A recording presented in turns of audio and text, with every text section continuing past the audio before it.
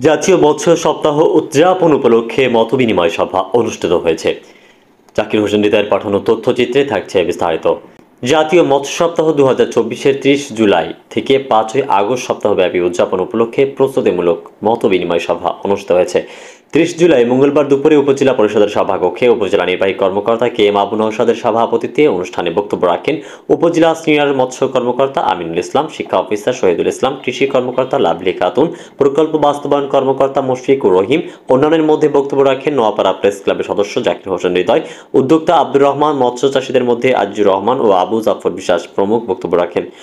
আজ থেকে আগামী 5ই আগস্ট উপজেলা মৎস্য অফিসের আয়োজনে বিভিন্ন কর্মসূচি গ্রহণ করা হয়। এর মধ্যে 31 জুলাই সকাল 10:30টায় উপজেলা চত্বরে মৎস্য অফিসের উদ্যোগে র্যালি ও আলোচনা সভা শেষে সুন্দরী খালে মাছের পোনা অবমুক্ত করা হবে বলে মৎস্য দপ্তর সূত্রে জানা গেছে। শেখ আলী আকবর, গাংচিল টিভি নিউজ ডেস্ক।